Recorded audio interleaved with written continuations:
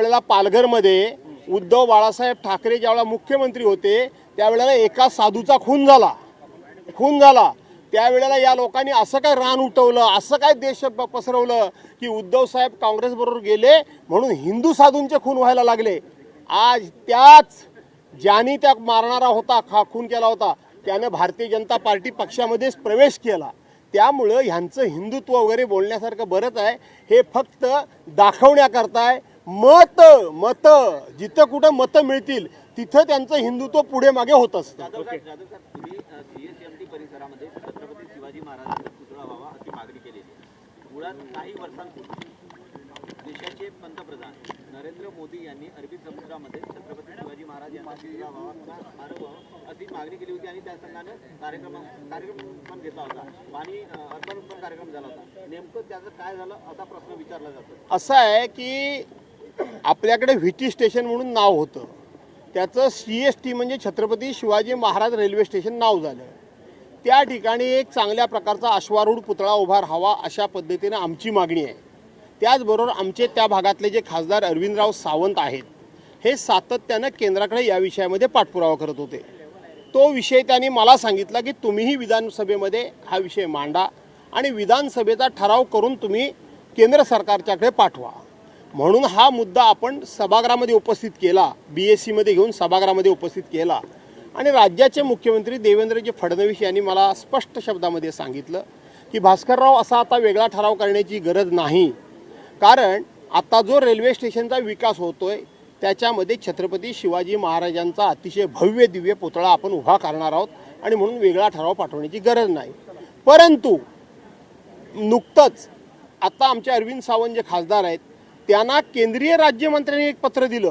काल अध्यक्ष म्हणाले की त्यांच्या कामकाजावर आपण बोलायचं नाही, मी त्यांच्या कामकाजावर बोलतच नव्हतो, तर अरविंद सावंतांना पत्र त्यांनी दिलं। त्या पत्रामध्ये त्यांनी ही भूमिका नाकारलेली आहे की त्या ठिकाणी पुतळा बसवणार आहे वगैरे काही त्यांनी मान्य केलं, किंवा ते नाकारलेली आहे।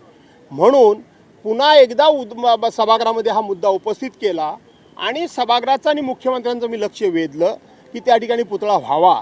पण त्याच्यानंतर माननीय मुख्यमंत्री देवेंद्र फडणवीस यांनी सांगितलं की जो काही पत्र आलं असेल ते पूर्वीच्या आराखड्यानुसार आलं असेल, आम्ही नवीन सुधारित आराखडा तयार करतो आहोत आणि त्या पद्धतीनं CSTला पुतळा बसेल असं त्यांनी सभागृहामध्ये सांगितलंय। त्यांना मी धन्यवाद देतो। तो होईपर्यंत आम्ही पाठपुरावा करणार। आपण जो मला प्रश्न विचारला की अरबी समुद्रामध्ये आंतरराष्ट्रीय दर्जाचं छत्रपती शिवाजी महाराजांचं स्मारक होणार होतं, त्याचं काय झालं हा प्रश्न आपण विचारला। ही सगळी भूमिपूजन कधी झाली होती? 2018ला हे झालं होतं आणि 19ला त्यावेळेला पार्लमेंटची निवडणूक होती, बरोबर आहे।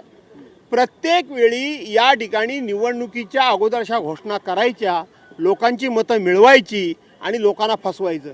काय झालं? इंदू मिलच्या परिसरामध्ये डॉक्टर बाबासाहेब आंबेडकरांचा आंतरराष्ट्रीय जे स्मारक होणार होतं त्याचं काय झालं?